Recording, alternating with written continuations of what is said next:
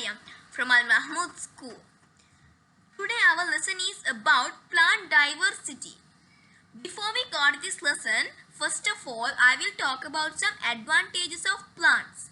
There are many advantages of plant, like what?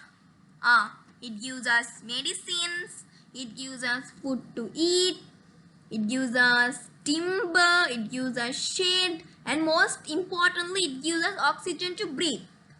Okay guys, now I am going to come for the lesson. Plant diversity. What do you mean by plant? Yeah, plant means it's plant. Diversity means different. Now in this picture we can observe plants with flowers and plants without flowers. There are different varieties of plants in our environment. Like what? Yeah, rose, fern, ida, kotarulu, cypress, jasmine, coconut, salvinia, like that. Okay guys. Now in this table there are two types of column. Plants which bear flowers and in other column plants which don't bear flowers. In plants which bear flowers, I'll say some example. Rose, ida, kotarulu, curry leaves, coconut, jasmine, like that. In plants which do not bear flowers, some examples: caicus, moss, and what? Salvinia, ferns, cypress, like that. Okay guys. Now there are two types of flowers: flowering plants and non-flowering plants. Plants which produce flowers are called flowering plants. What do you mean by non-flowering plants? Plants which don't produce flowers are called non-flowering plants. Okay guys.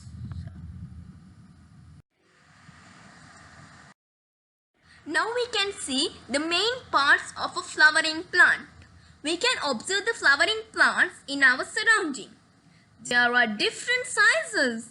We will observe small plants as well as big trees among them. Their stems, roots, flowers and fruits are also different from each other. Therefore, plants show a great diversity in their size and morphological features. But all flowering plants have some common parts. Okay guys, the figure 1.3 shows the parts of a flowering plant. The main parts are labeled from 1 to 11. First one is, what's that first one? Yeah, taproot. Second one, what's that guys? Second one. Yeah guys, lateral roots. Third one, yeah, it's root system. Then what is fourth one? Yeah, it's stem. Then fifth one, yeah guys, it's lateral buds. Sixth one is leaves. Then what is seventh one? Yeah guys, it's apical bud. Then eighth one, what's that? Yeah, branches. Then ninth one, what is it? Yeah, that's fruits. Then 10th one, what's that? Yeah guys, that's flowers. Then 11th one, yeah, it's shoot system. Okay guys. Now we are going to see diversity of the parts of flowering plants. The characteristic features of the flowering plant is formation of flowers. Almost all parts such as stem, leaves, roots, buds, flowers and fruits can be seen in most of the plants. Plants show a great diversity among these parts. Now, there are two types of root. What are they? Yeah, taproot system and fibrous root system. Okay guys, do you know what is taproot system? Taproot system means some plants have a single large root which originates from the base of the stem. It is called the taproot. What do you mean by lateral roots? Large number of roots are originated from the taproot. They are called lateral roots. This type of root system is called a taproot system. For example, we can take mango, cashew, like that. What do you mean by fibrous root guys? Yeah, Some plants have a large number of small roots which are originated from the base of the stem. This type of root system is called a fibrous root system. For example, we can take coconut, arecanut, what more there? Grass, ketu, bamboo, like that. Okay guys. Now there are two pictures here. In first picture they are showing the taproot and lateral root. In second picture they are showing the fibrous roots. In previous one also I said what is taproot, what is fibrous roots and all. I think you know that now. Okay, now let's see the function of plant roots. Other functions. Yeah, fix the plant to the soil. Absorb water and minerals dissolved in water. Involved in vegetative reproduction. For example, we can take, what we can take? Yeah guys, we can take curry leaves and what? Belly and what? Yeah, breadfruit. In addition to these, there are roots adapted for the other functions. Okay guys.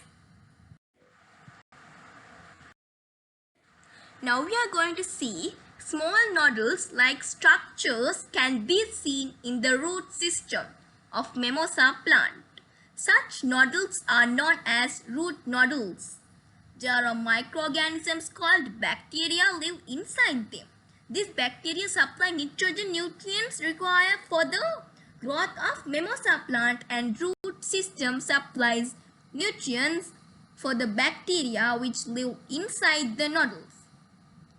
Such nodules are present in plants such as what? Beans, katurumurunga, like that.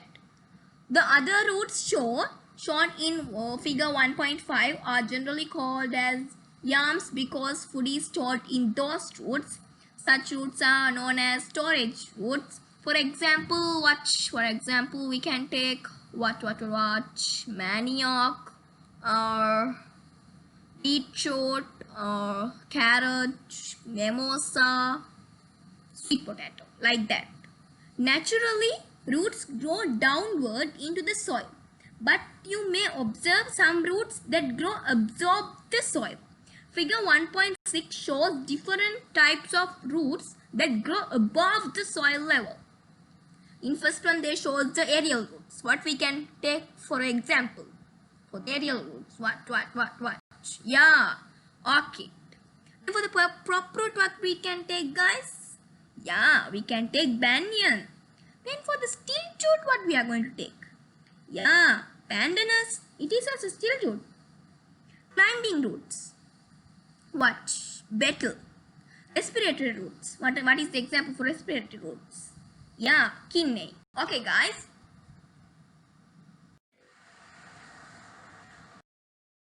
Now there is a table here and it is divided into 3 columns. The first column is type of fruit and the second column is example. The third column is functions. In the first column is type of fruit. I am going to say what? Crop roots. What are the examples? Yeah, banyan. And what is the function, guys? Yeah, it supports the branches. Now aerial roots. What is the example for aerial roots?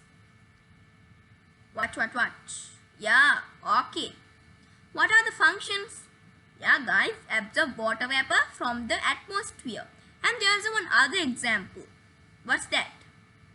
Yeah, some aerial roots carry out photosynthesis, isn't it? Yeah, guys. Now we are going to see stilt roots. What are the examples for stilt roots? Yeah, pandanus, rampe, like that. In functions, what are the functions? It supports the what? It supports the stem. Now guys, we are going to see the storage roots. What are the examples for storage roots? Yeah, carrot, manioc, sweet potato, beetroot, like that. Then what is the function? Yeah, store food. Root with root nodules. What is the example for that? Yeah, guys, mimosa, beans, long beans, like that. Then what is the function of that, guys? Yeah, bacteria live inside root nodules, add nutrients to the soil. Okay guys, now we are going to see climbing roots. What is the example? Yeah, pepper. And what? Beetle. What is the function of that, guys? Yeah, it helps to climb the stem by what? By what? By attacking to another stem. Then respiratory roots. What is the example for that? Yeah, cadol and kidney, like that. What is the function? Yeah, exchange of air with the what? With the atmosphere. Okay guys, now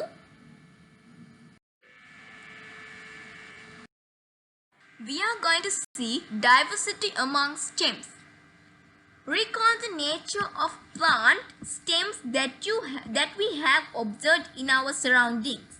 We may have observed very strong stems with thick bars, as well as stems with various colors. There are plants that grow up with the help of supporters and run on the ground due to their weak stems. The basic difference in any type of the system, in any type of the stem, is that whether the stem divides into branches or not. A plant with unbranched stem. What are the example for that, guys? What are the example? Yeah, coconut and what arecanut and kichu, palmera, bamboo, like that. A plant with branched stem. What are the examples? Yeah, guys, rambutan, cashew, and what we can take? Yeah, guava, shoe flower, like that. Now we are going to see the functions of plant stem. It bears flowers, leaves, buds, fruits, seeds, and etc. Support the plant. It transports water and food through plant body. Many plants produce new plants by stem. What are the examples for that, guys? Yeah, shoe flower or jasmine and sweet potato and manioc, like that. Some plants with green colored stems carry out photosynthesis. What are the examples for that, guys? Yeah, pirate, cotton, hatha warrior, like that. Some aerial stems store food. What are the examples for that, guys? Yeah, guys, sugarcane and what? Yeah, kittle. Even though most stems grow above the soil, some stems grow inside the soil. They are called underground stems. Okay, guys.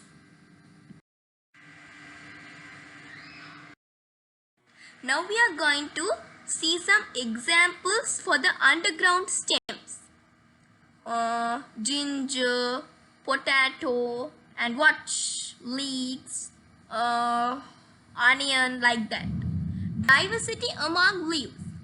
Plant leaves also display a great diversity similar to another parts of the plant based on shape, size, and colors. Okay guys, now photosynthesis mainly occurs in a leaf of a plant. Plant leaves get energy from sunlight to do what? To do photosynthesis. Therefore, leaves are arranged on the stem in a way to get maximum amount of sunlight. Even though leaves have different shapes, size, and different colors, they all have common parts. Those common parts are shown in figure 1.11. Okay guys, now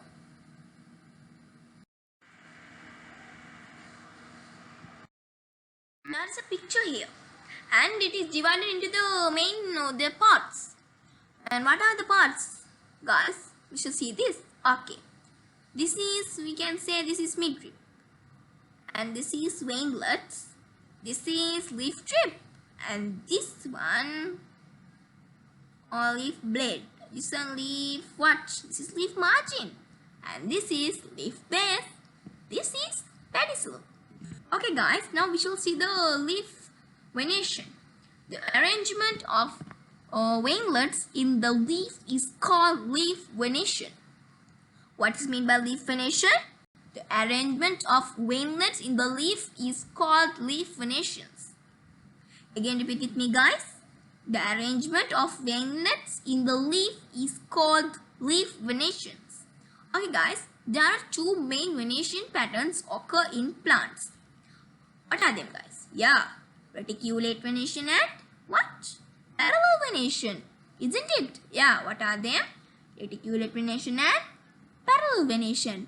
Okay, guys, when we take reticulate venation, the branches initiated from the midrib spread as a net throughout the what? Throughout the leaf. For example, what we can take for those? Yeah, or shoe flower, what, mango, or got color, like that. Now in the parallel venation, we can take weinlets parallel to the midrib spread in the leaf. What's parallel venation? Weinlets parallel to the midrib spread in the leaf. Okay, guys. For example, we can take what? Bamboo and what? Or coconut, grass, and arecanut, like that. Okay, guys. We can observe leaf venation by observing lower surface of the plant leaf clearly. Okay. Now we are going to see simple and compound leaves. When the leaf blade of a leaf is not divided into segments, it is called a simple leaf. What are the examples for that? Yeah, shoe flower, jack, like that. The leaf blade of some simple leaves are partially divided into segments. What are the examples for that, guys? Yeah, guys, manioc, pepper. Okay, leaf blade of a compound leaf is completely divided into small leaf like parts called leaflets. These types of leaves with leaflets are called what? Are called compound leaves. For example, what we can take, guys? Yeah, coconut, tamarind, and kacharamuranga, like that. Okay, guys. Now we are going to see the function of plant leaves. The main function of a plant leaf is photosynthesis. Through photosynthesis, plants produce food in leaves. Some leaves are adapted to store water. For example, we can take aloe vera or acapana, like that. Some leaves produce new plants. What are the examples for that? Yeah, begonia or acapana, like that. Parts of a flower and diversity of flower. The main function of flowers is to produce fruits.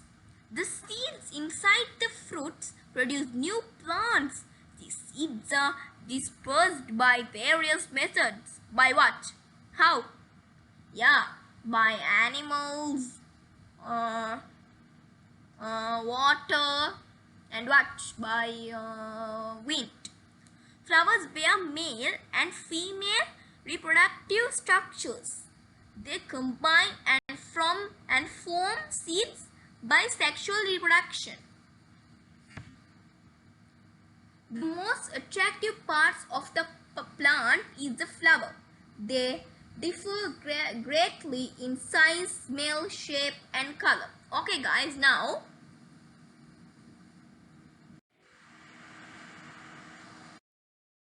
they have given a flower here and it has been divided by the parts. They have given the name of the parts. Okay, guys, let's see the name of parts. There is stigma and stamen, and what's this? Yeah, and this is, I think, style. Yeah, style. And this is what? Petals. And this is sepal. And this is ovary. Ovary means, ovary is the margin of the style. And here they haven't given, but here there is the ovules. Ovules is seeds of the flower. and here this is flower stalk. Okay guys, now all these parts can be easily observed in a shoe flower.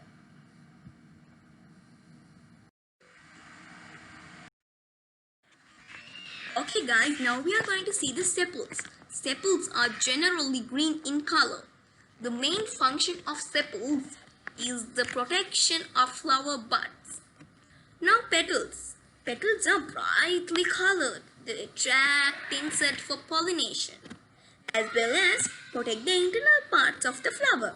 Okay guys, now androecium.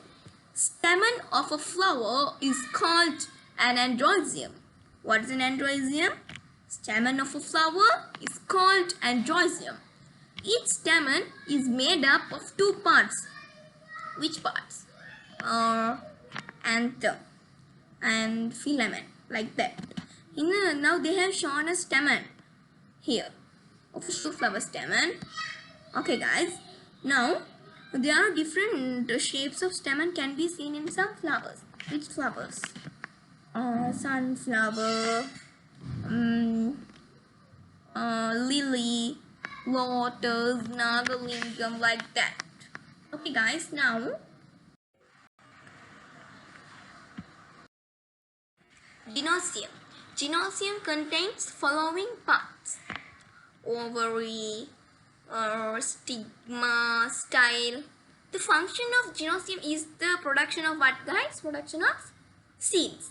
Yeah. Now we shall go for activity 1.8. By using maximum number of examples, complete table 1.3 further with the help of features of flowers and that you have observed. One example is given for each section. Now I am going to discuss this table. White colored with flowers. For which plants are like that? Ida and Usi Mallihe, like that. Flowers with colorful petals. Rose and hibiscus. Flowers that bloom at night. That bloom at night. What is that? Pavala Mallihe, jasmine, like that. Flowers with sweet smells. Sweet smells means we can say fragrance. Flowers with fragrance. Examples. What are the examples, guys? Yeah, jasmine, saman pitcher, sadi mallihe, like that. Flowers with nectar. Ahati, kacharamuranga. Okay, guys. Now we are going to see diversity of fruits and seeds. Fruits are formed from the flowers of flowering plants. Seeds are found inside the fruits. Seeds produce new seedlings. Okay guys. Now we are going to see fruits and seeds are naturally adapted for dispersion. How it is dispersed? It is dispersed, some are dispersed by wind and some are dispersed by water. Some are dispersed by animals. Like that. And now we shall take which dispersed by wind. For example, we can say cotton and what? Hora, tanaku, like that. Okay, now we shall take how it is dispersed, which plants are dispersed by water. Which ones? Which, what? Arecanut and lotus, coconut, like that. Okay guys, now we shall see how it is, which plants are dispersed by animals. Which plants? Tomato and chili, pepper, like that. Okay guys. Now we are going to see monocotyledonous and dicotyledonous plants. Flowering plants are mainly divided into two groups. Which groups, guys? Yeah, monocotyledonous and dicotyledonous. We have seen that certain seeds can be divided easily into two seed lobes, whereas other seeds cannot be divided easily like that. There are two seed lobes. These seed lobes are called seed leaves. Seeds with two seed leaves are called dicot seeds. seeds cannot be divided into two seed lobes because they have only one seed leaf. This type of seeds are called monocot seeds. Germination of monocot and dicot seeds are different from each other. Okay, guys.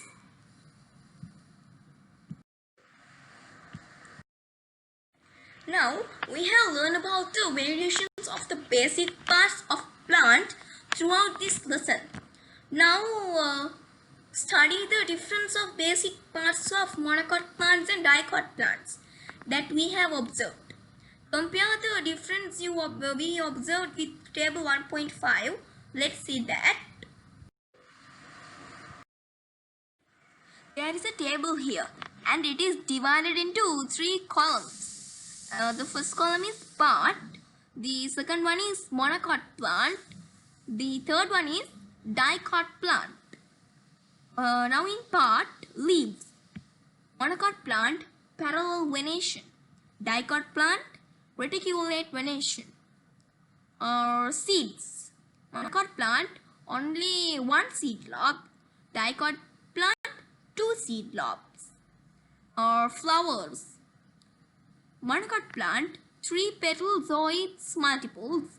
Dicot plant, 4-5 petalozoids multiples. Stem. Monocot plant not branched. Dicot plant branched. Root. Monocot plant fibrous root system.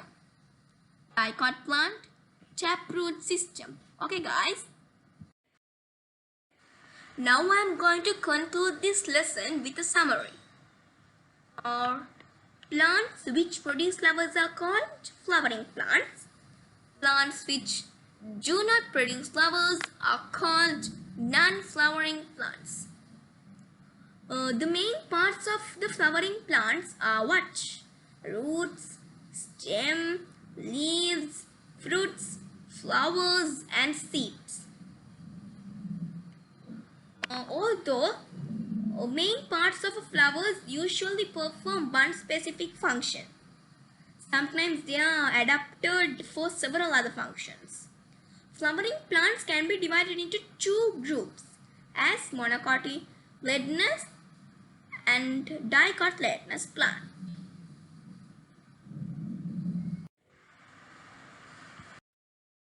Thank you for watching my video, guys. If you want more lessons with my description, subscribe our channel.